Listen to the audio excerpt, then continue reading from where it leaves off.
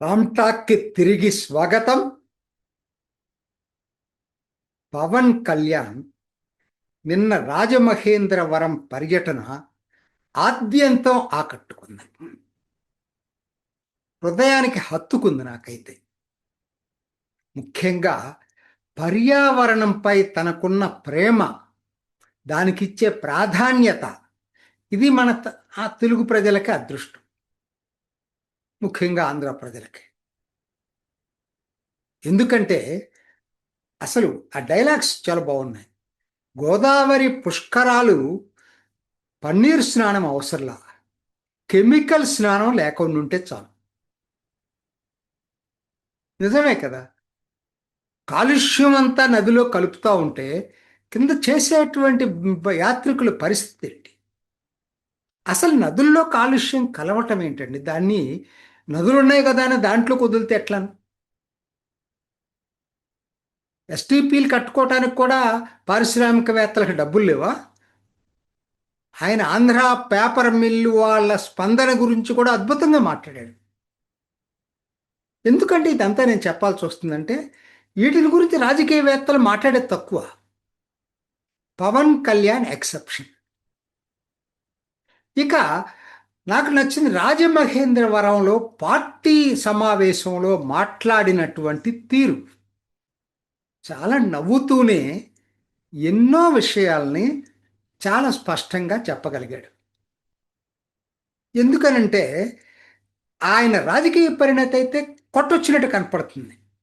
అదే టైంలో తనని విమర్శించే వాళ్ళకి పార్టీ లోపల, పార్టీ బయట ఘాటైన సమాధానం ఇచ్చాడు. ముఖ్యంగా ఆయన ఇప్పుడు ఇటీవల కాలంలో ఈ కాపు కుల సంఘాలు ఏంటో మరి ఎందుకు విమర్శిస్తున్నాయో తెలియదు, కానీ విపరీతంగా విమర్శిస్తున్నాయి. దాసరాము లాంటి వాళ్ళు కూడా పవన్ కళ్యాణ్ విమర్శిస్తూ ఒక వీడియో చేసినట్టుంది.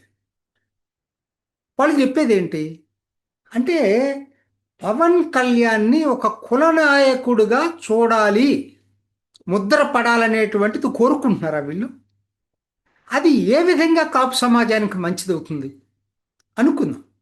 పవన్ కళ్యాణ్ ఏ రోజు కులాలు నాకు నేను కాపుల దీంతో కోసమే ఉన్నానని ఏ రోజు చెప్పలా. సరే ఆయన పక్కన పెట్టండి, కానీ కాపు సమాజం ఓన్ చేసుకుంది కదా. ఆలోచిద్దాం, ఒక్క నిమిషం ఆలోచిద్దాం. ఆయనకి ఆ ముద్ర పడితే దానివల్ల ఆయనకి నష్టమా లాభం? దాసరరాముకు తెలియదా ఈ విషయం? ఇప్పుడు దీర్ఘకాల ఆలోచనలు ఉండాలి, తాత్కాలిక ఆవేశాలకు లోను కాకూడదు. కందుకూరు సంఘటన జరగంగానే దాసరరాము వీడియోల్లో ఇలానే మాట్లాడాడు. అక్కడ దాకా ఎందుకు, నేను నిన్న వీడియో చేశాను, మచిలీపట్నం గొడవల మీద వీడియో చేశాను.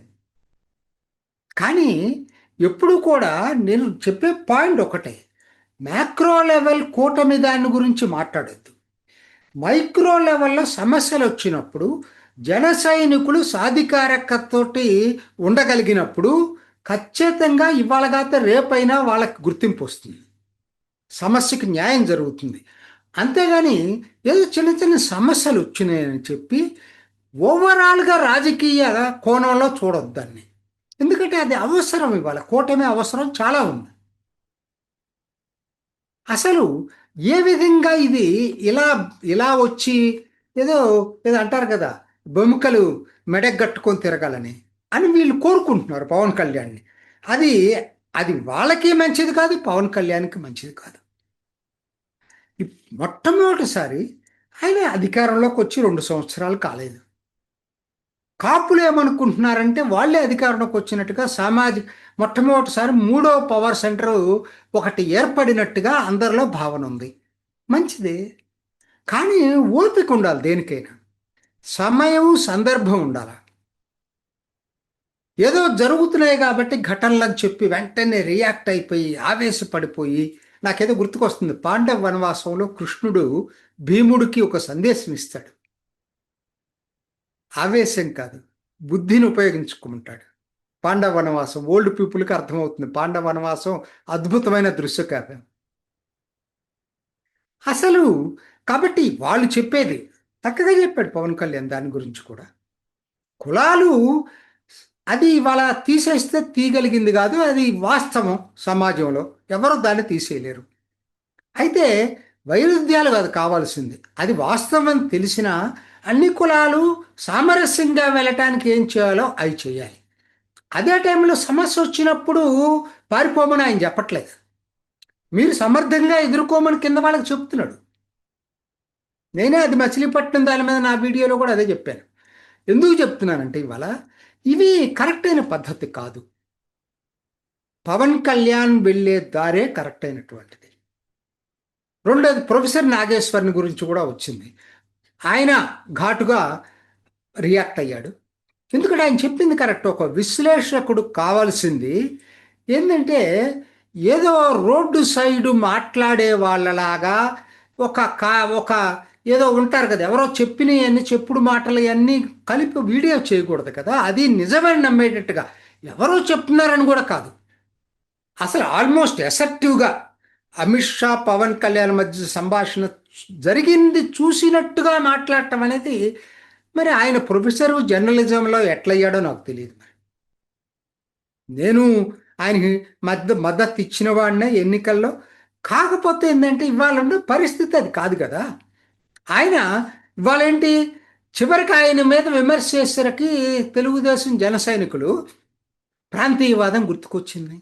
తెలంగాణ వాళ్ళు బీఆర్ఎస్ కానీ కవిత కానీ ఇదేదో తెలంగాణకు అన్యాయం జరిగినట్టుగా మాట్లాడుతుంది.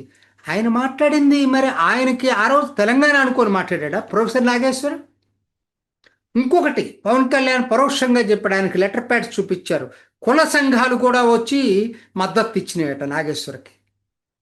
ఆయన ఆ కులం అని చెప్పి మాట్లాడా. అసలు ఏంటి అసలు ఇంత చెత్త రాజకీయాలు మన తెలుగు సమాజంలో ఇంత దారుణంగా తయారవుతున్నాయి. ప్రొఫెసర్ నాగేశ్వరరావు పాటిస్తున్నాడని నేను అన్నగానే మరి వాటిని ఖండించాలి ఆయన. తెలంగాణ వాళ్ళు వచ్చి మేము ఆయనకు అన్యాయం జరిగితే మేము నిలబడతామంటే ఆయన ప్రాంతీయవాదాన్ని ప్రోత్సహించినట్టు కదా, దాన్ని ఖండించాలి ఆయన. అట్లానే ఆయన తరఫు కులప సంభవాల్లో ఒక లెటర్ ప్యాడ్ మీద కనుక లెటర్ ఇస్తుంటే అది తప్పు కాదా? ఇదే పవన్ కళ్యాణ్ చెప్పింది వాస్తవమే కదా అది. అసలు అర్థం లేని రాజకీయాలు. ఆయన చాలా స్పష్టమైన, నాకు నచ్చింది ఒకటి, ఓటు బ్యాంకు రాజకీయాలు చేయనని చెప్పాడు. స్పష్ట కొండ బద్దలు కొట్టి చెప్పాడు. అది కులపరమైనదైనా మతపరమైన దాన్ని నేను సమస్యగానే చూస్తాను. కులానికి వ్యతిరేకంగా చూడను, మతానికి వ్యతిరేకంగా చూడను, కులానికి అనుకూలంగా చూడను, ఇంకొక కులానికి వ్యతిరేకంగా చూడను. సమస్యని సమస్యగా చూడటానికి తెలుగు సమాజం ఎప్పుడు నేర్చుకుంటుంది. ప్రతిదాన్ని కులం యాంగిల్ మతం యాంగిల్లో చూడటం ఏంటి? అదే టైంలో తనకున్న పరిమితులు కూడా చెప్పగలిగాడు. ఎందుకు చాలామందికి తెలియదు. పరోక్షంగా ఆయన ఎందుకు కూటమిలో ఉండాల్సి వచ్చిందో కూడా, ఒకటి రాష్ట్ర ప్రయోజనాలు, ఆయన చెప్పకపోవచ్చు, నాకున్నటువంటి అభిప్రాయం. అసలు జనసేన తనంతట తాను రాష్ట్ర వ్యాప్తంగా ఎదగటానికి కావలసినటువంటి వనరులు ఎక్కడున్నాయి? ఇవాళ రోజుల్లో మీడియా చాలా అవసరం. టీవీ ఛానళ్ళు 2 సామాజిక వర్గాలకే సంబంధించినవి, లేదంటే 2 పార్టీలకే అనుకూలమైనవి. ప్రధానంగా ఆంధ్రాలో వరకు 2 పార్టీలకే అనుకూలమైనవి. మరి ఈయన తరఫున మాట్లాడే వాళ్ళు ఎవరున్నారు? ఇవాళ కూటమిలో ఉన్నప్పుడు మాట్లాడే టీవీ ఛానల్ రేపొద్దు నేను సపరేట్గా ఉన్నప్పుడు మాట్లాడరు. క్యారెక్టర్ అసాసినేషన్ చేయటంలో మొట్టమొదటి వాళ్ళే ఉంటారు. నేను వాస్తవాలు మాట్లాడుతున్నా. పత్రికలైన అంతే.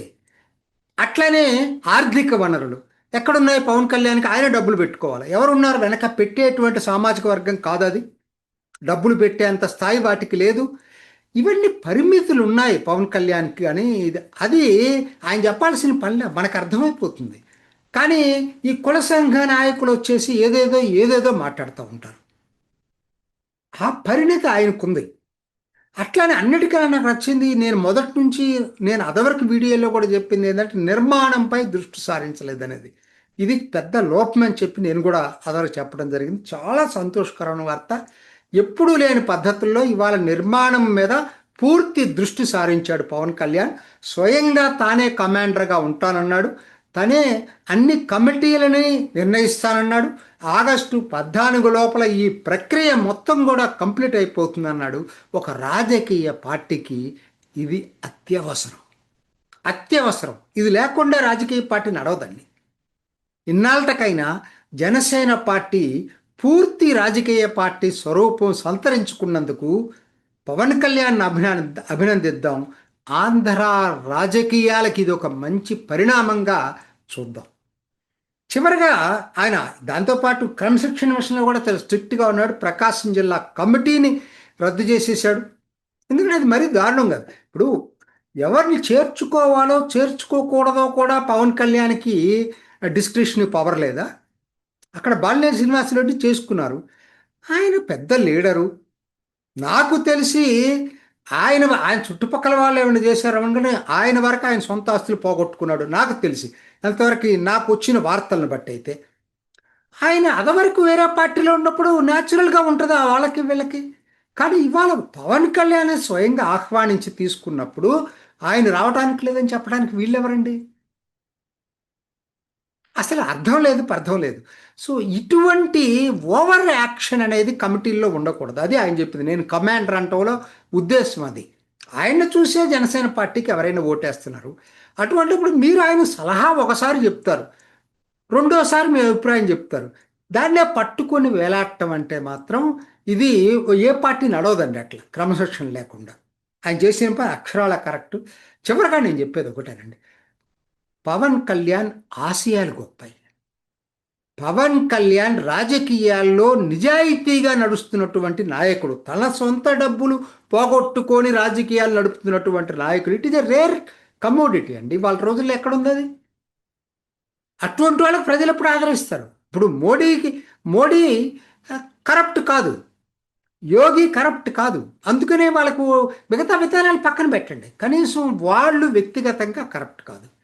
పవన్ కళ్యాణ్కి అదొక్కటే కాదు, యాడెడ్ క్వాలిటీ అంటే తెలుసా? వాళ్ళిద్దరికి లేని క్వాలిటీ. సరే, ఈయన సెలబ్రిటీగా కొంత డబ్బులు సంపాదించుకున్న డబ్బులు కూడా పార్టీ కోసం ఖర్చు పెడుతున్నాడు, జనం కోసం ఖర్చు పెడుతున్నాడు. మరి అటువంటి రేర్ కమోడిటీ పవన్ కళ్యాణ్. ఆంధ్ర ప్రజలకి దొరికినటువంటి గిఫ్ట్ ఇది, నిజం, ఇది దొరికినటువంటి గిఫ్ట్. రెండోది, జాతీయ పార్టీల కన్నా జాతీయ భావాలు ఉన్నటువంటి నాయకుడు. ఎందుకు చెప్తున్నానంటే వాళ్ళ పెట్రోల్ ధరలు పెరుగుతున్నాయండి. మీ కాంగ్రెస్ ప్రభుత్వాల్లోనేమో పెట్రోల్ ధరలు దేశంలో కన్నా ఎక్కువ ఉన్నాయి. అది మాట్లాడకపోయినా రాహుల్ గాంధీ పెట్రోల్ ధరలు పెరగటం దాని మీద దారుణమైనటువంటి వ్యాఖ్యలు చేస్తున్నాడు. ఏం జాతీయ భావాలు ఉన్నాయండి ఆయనకి? పవన్ కళ్యాణ్ అలా కాదు. జాతీయ సమస్యల మీద జాతీయ పార్టీల కన్నా ఎక్కువ జాతీయ భావాలతోటి మాట్లాడుతూ ఉంటాడు. నాకు నచ్చినటువంటి కోణం అది. ఇది ఆంధ్ర ప్రజలు చేసుకున్న అదృష్టం. సమాంతర ఆంధ్ర రాజకీయ నాయకుల్లో పవన్ కళ్యాణ్ ఆణిముత్యం. ఇది ఈనాటి రామ్ టాక్. ఇంకొక ఎపిసోడ్లో మళ్ళీ కలుసుకుందాం. నమస్తే. చూసారు కదండి, మరి ఈ వీడియో కనుక మీకు నచ్చినట్లయితే ఒక లైక్ కొట్టేసి మీ అభిప్రాయాన్ని కూడా కామెంట్ బాక్స్లో తెలియజేస్తూ ఇలాంటి ఇంట్రెస్టింగ్ అప్డేట్స్ కోసం మా ఛానల్ని సబ్స్క్రైబ్ చేసుకోండి.